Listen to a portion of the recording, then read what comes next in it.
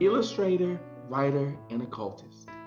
She is best known for illustrating the Rider-Waite deck, or the Rider-Waite-Smith deck, for author Edward Waite, one of the most well-known and used tarot decks today. Much of her life has been clouded in mystery, until now. Join me as we investigate the magical life of the Queen of Tarot, Pamela Colman Smith. Part 1, The Birth of a Queen.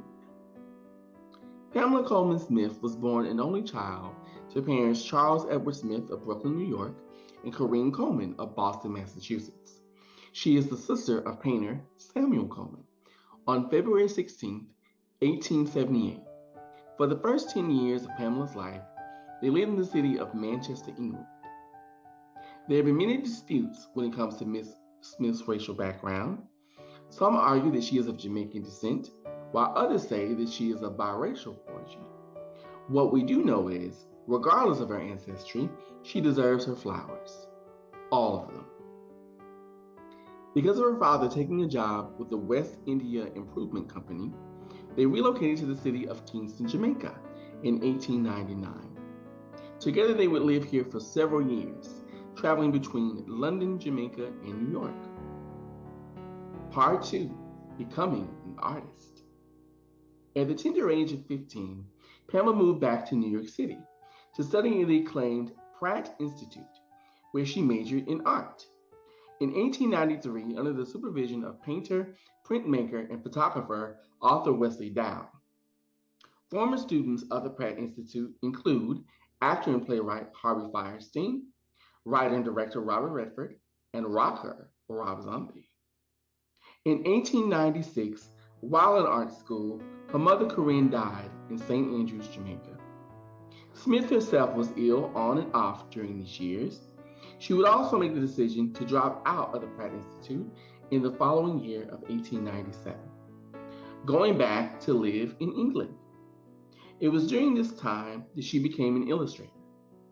Her first projects include the illustrated verses of William Butler Yeats, a book on actress Dame Ellen Terry, and her own works, Widdicombe Fair and Fair Vanity. By 1899, Pamela was 21, parentless, and on her own. Her father passed away in the same year. While nursing her grief, she continued to work as an illustrator and branched out into theatrical design. While in London, she was taken under the wing of actress Ellen Terry, founder of the Leecombe Theatre Group. It is also Terry who gave her the nickname Pixie. Her traveling companions were actors Henry Irving and Dracula author Bram Stoker. Together, she traveled with them around the country, working on costumes and stage design. Part 3, Occult Queen. As the 1900s wore on, Pamela decided to try her hand at business and writing. It was during this time that she wrote and illustrated 2 books about Jamaican folklore. Anansi Stories, published in 1899, and Chim Chim, Folk Stories from Jamaica, in 1905. These books include Jamaican versions of tales involving the traditional African folk figure Anansi the Spider.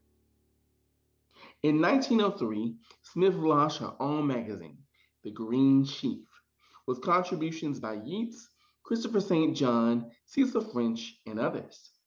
The Green Sheaf survived for a little over a year, a total of 13 issues. Discouraged by the Green Sheaf's lack of financial success, she shifted her efforts towards setting up a small publishing company. In 1904, she established the Green Sheaf Press, which published novels, poems, fairy tales, and folk tales until 1906, written mostly by women. She was also a staunch suffragette and a supporter of the women's right to vote and a giver to the Red Cross. Introduced to her by Peter Yates, in 1901 she joined the Hermetic Order of the Golden Dawn. It was here that she would make the acquaintance of Arthur Waite. The original Golden Dawn would split from each other due to personality conflicts. Because of this, Smith moved with Waite to the independent and rectified right of the Golden Dawn, or the Holy Order. In 1909, Waite commissioned Smith to produce a tarot deck with appeal to the world of art. The result is what we see today. The Waite-Smith Tarot Deck, published by William Ryder and Son, it has endured as the world's most popular tarot deck. The innovative cards depict full scenes with figures and symbols on the cards. Smith's distinctive drawings have become the basis for the design of many subsequent packs. The drawings that accompanied this deck were completed in 6 months, between April and October of 1909. There is evidence that some of the figures in the deck are portraits of Smith's friends of the arts, notably actresses Ellen Terry, the Queen of Wands, and Florence Farr, the World. It is also said that Smith worked from Waite's written and verbal instructions rather than sketches, which is why the cards have such detailed descriptions of the desired designs. The illustrations were mostly done in ink and pen. Part 3. Later life. After several years of changes in taste, she struggled financially. Though thanks to an inheritance given to her by an uncle, she was able to relocate to the city of Cornwall. For extra income, she established a vacation home for Catholic priests. Her longtime friend Nora Lake joined her in Cornwall to help her run the vacation home. Though she continued writing and illustrating, Pamela was unable to find publishers for her work. Sadly, on September 18, 1951, Pamela Colman Smith died in her apartment. Her possessions were auctioned off to pay off her mounting debts. She was 73 years old. Thank you, Miss Smith, for all that you've done and for all that you continue to do for future readers and people like myself. And thank you, Sugarbears, for watching.